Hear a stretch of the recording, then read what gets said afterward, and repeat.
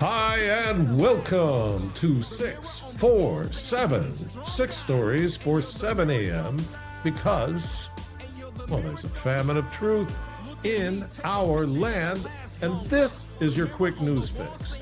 And the truth starts now, and it's Friday. You made it all the way through the week. We're on the glide slope. We got the flaps one down. We got the yoke pushed forward. We are heading all the way right into the weekend. So what do we got here on Friday? You know what? It's nothing but lawfare stories. And I have a feeling I know why. It must be all the Democrat wins giving the judges covering fire, right, to flex at Trump. So I may have to change the name of 647 to 647 with Dick Wolf. All right. Nothing but law. Get ready. Take one. Judge orders Trump administration to fully fund SNAP benefits by today. Okay. A federal judge has ordered the Trump administration to make a payment to fully fund the Supplemental Nutrition Assistance Program, SNAP, for the month of November by today. People have gone without food for too long. Not making payments to them for even another day is simply unacceptable, said U.S. District Court John J. McConnell, Jr. What else did he say? Judge McConnell directly rebuked President Donald Trump for stating his intent to defy a court order by saying earlier this week that SNAP will not be funded until the government reopens from the ongoing government shutdown. Trump says he has asked the court to clarify SNAP ruling with funding set to lapse. In fact, the day before the compliance was ordered, the president stated his intent to defy the court order when he said SNAP payments will be given only when the government opens, the judge said. So the judge was mad. McConnell, following an emergency hearing last Friday, ordered the government to use emergency funds to pay for SNAP in time for the November 1 payments to be made. But the administration committed to only partially funding the program, saying they had to save the additional funds for child nutrition programs. Judge McConnell, in Thursday's order, criticized the Trump administration for only making a partial payment when it had additional emergency funds and knew the payments would not be delivered in time to comply with his court order. A lot of politics in the midst of this, a lot of shade. All right, take two. Dick Wolf again. Supreme Court allows Trump to enforce passport restrictions targeting transgender people. I don't think he's targeting transgender people. He's saying it's male or female on your passport. Knock it off with all this other stuff. So, but that's a bridge too far for our friends. The Supreme Court on Thursday allowed the Trump administration to enforce a policy aimed at limiting transgender rights that would restrict sex designation on passports to male and female based on sex assigned at birth.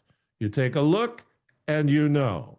The justices granted an emergency request filed by the administration, which is seeking to reverse a policy introduced during the Biden administration that allowed people to put X as a gender marker or self-select male or female. Displaying passport holders' sex at birth no more offends equal protection principles than displaying their country of birth. In both cases, the government is merely attesting to a historical fact without subjecting anyone to differential treatment.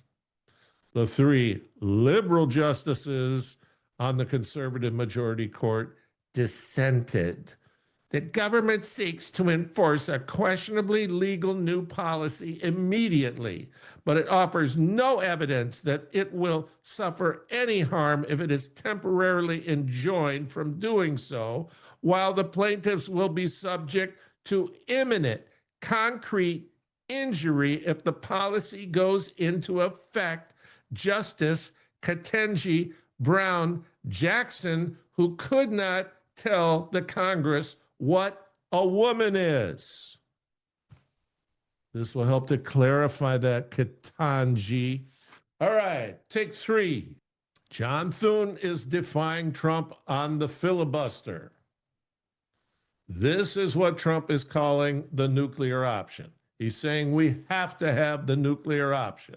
So here's the Senate Majority Leader, a guy Trump says is a great guy, who is openly defying him.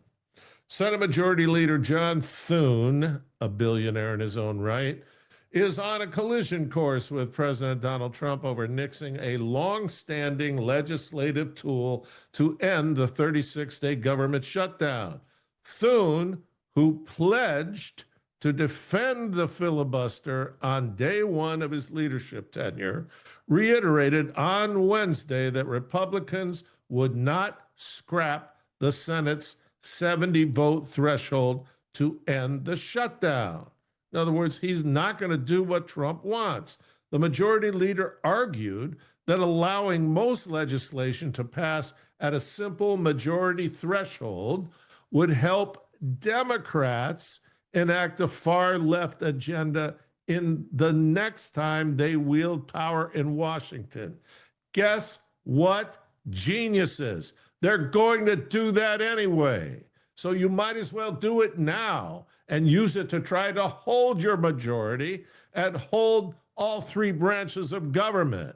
But no, the WIMPs come up with the WIMP rule. They might do it to us. We're not going to do it. This is how they lose all the time. And guess what? They lose by design.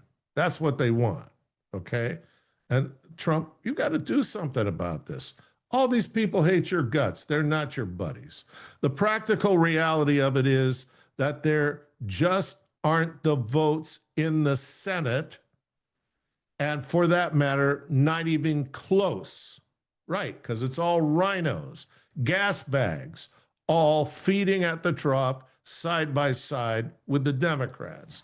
Thune had just returned from a breakfast meeting with Trump and GOP lawmakers at the White House, during which the president publicly implored Republicans to kill the procedural rule to reopen the government. Trump added that with the filibuster's elimination, Republicans could pass legislation at levels you've never seen before and could boost the party during midterms following a less than stellar electoral performance on Tuesday evening. Yeah, but they might do it to us later. And though Thune said he did not directly respond to the president's remarks during the meeting, I bet the majority leader shared that he's had a half dozen conversations with Trump about the filibuster over the past several weeks. Yeah, I let him have it. No, you didn't. Thune believes that nuking the procedural tool would give Democrats their preferred outcome to end the shutdowns. He says he is also thinking about how the filibuster's elimination would affect Republicans the next time they find themselves in the minority, which will be sooner rather than later because you don't have the cojones to do this. What an awful group of people. Take 4, Tina Peters. This is my cause, and I'm going to make this the cause of trust and obey as soon as I get that structured enough to set it up. The Justice Department has requested that the Bureau of Prisons looks into ways to have ex-Mesa County Clerk Tina Peters transferred out of Colorado State Prison and into federal facility following her conviction last year and after President Donald Trump's calls for her to be freed. Nothing makes us look more feckless than this grandma patriot in her 70s being given hard time in a Colorado state prison because she blew the whistle on all the cheating going on in Democrat voting. And Pam can't do anything, and Cash can't do anything, and Trump can't do anything. Who can do something? You telling me you can't squeeze Colorado? You certainly can. You can cut off every dime that goes there for everything. Start with the Bureau of Prisons in Colorado. No more federal money. Then just go to the schools, go to everything else until you get satisfaction and Tina walks. But no, we have to play all this footsie. The Office of Deputy Attorney General, led by Todd Blanche, the second in command to Attorney General Pam Bondi, sent an email Wednesday evening to the Bureau of Prisons Director William Marshall, just the news has learned, calling on the Bureau of Prisons to look into how Peters could be moved from state prison into federal custody. Blah, blah, blah. At the request of the Deputy Attorney General, please have the Bureau of Prisons explore any and all avenues. What kind of letter is this? To seek and request the transfer of Miss Tina Peters from Colorado Department of Corrections to a federal BOP facility. We ask the BOP send out a request to Colorado as soon as possible and that BOP begin preparations for any possible transfer into federal custody. Peters was found guilty in August of 2024 on a total of 7 charges, 4 felonies, and 3 misdemeanors in connection with an election security breach following the 2020 election. She blew the whistle on these people. She was found not guilty on the 3 remaining counts. Peters was sentenced to 9 years, okay, in prison in October of 2024, okay? This is the Trump story he tells over and over. They indicted me and they wanted to put me away. Yeah, well, she got put away. And she's facing 9 years, and nobody has the strength, nobody can put one of these jerks in Colorado, these leftist punks. Are you kidding me? You punch them once and they fold up. What happened to the scrapper from Queens? The flapper from Queens. Free Tina Peters. This is Trump talking. Free Tina Peters, a brave and innocent patriot who has been tortured by crooked Colorado politicians, including the big mail-in ballot supporting the governor of the state, Trump said on Truth Social in August, okay?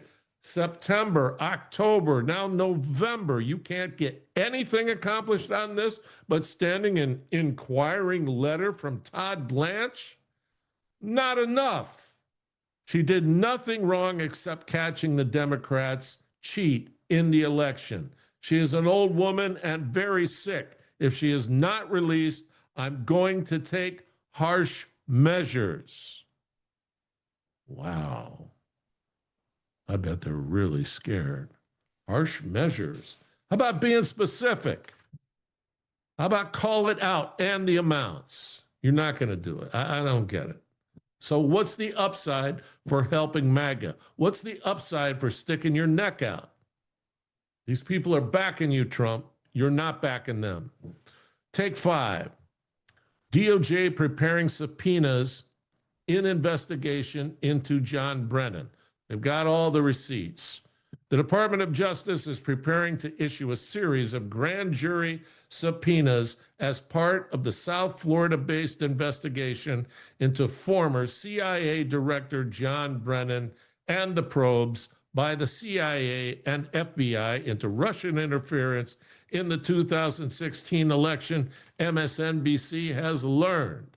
The investigation is being supervised by the U.S. Attorney in South Florida, Jason Redding Quinones, in consultation with Justice Department Senior staff in Washington, according to blah, blah, blah, all of the bureaucratic processes. We know it's a law case. You got to be careful. You got to do all this. But you know what? You're going to lose your party. You're just going to lose your party because you took too much time to do this. And I'm sorry, the Democrats would never take this much time. They would just go and blow the doors off. The Florida-based inquiry comes 2 years after a special counsel appointed by then Attorney General Bill Barr concluded a lengthy and exhaustive investigation that found no criminal wrongdoing. Thanks, Eeyore. Great job. No criminal wrongdoing by Brennan or any other major figure connected with the Russian election interference matter. Barr had appointed the special counsel in late 2020 during the first Trump administration. You want some fun reading? Just Google Barr and his father and the association with Epstein and how he gave Epstein his first job as a teacher when he didn't even have a college degree at a highfalutin private. You know what? They're all dirty. They're just absolutely dirty. A White House spokesman confirmed the existence of the grand jury investigation in August after Fox News reported that Attorney General Pam Bondi ordered the probe based on a criminal referral from Director of National Intelligence Tulsi Gabbard. The fact that subpoenas are being prepared has not previously been reported. Swell, okay? They're being prepared. Man. Conservative attorney Mike Davis, this guy's a good guy in the midst of all this, who advises the White House and the Justice Department, has said in recent weeks that a Florida grand jury will consider whether top Obama and Biden officials engaged in massive conspiracy to violate Donald Trump's civil rights through the Russia investigations and the probes by special counsel Jack Smith. So that's the macro that Mike Davis is doing because it is a target-rich environment. And unfortunately, Tina Peters is the micro, but the same deal. It's the same structure of the case, but they can't prioritize her because the targets are these punk liberals out in Colorado, Rocky Mountain High, right? Get lost. Take 6. This is Advanced Reprobate Mind Studies.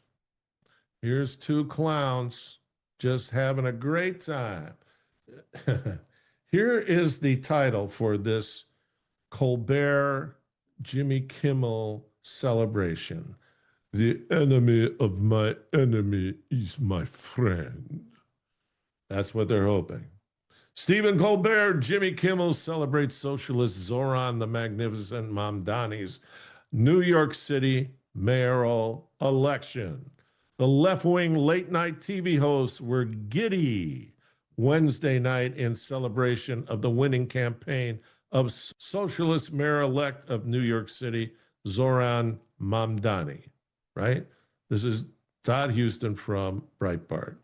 Late-night host Jimmy Kimmel and Stephen Colbert were crowing after the Muslim socialist won the mayor's office, with Kimmel thrilled to say Mamdani's election was a swipe at President Donald Trump. Colbert was ecstatic that Mamdani's win was a slap at billionaires. These guys who make way too much money, okay? And they're idiots. The enemy of my enemy is my friend. You guys, a Catholic and a Jew, you want to know how many targets are going to be on you guys when Zoran gets everything in place? You're totally stupid. During his Jimmy Kimmel Live monologue, Kimmel claimed the win of the far-left candidates made Donald Trump the loser. Did it? I'm going to check with you in 2 months, and we'll see if you think Donald Trump is a loser.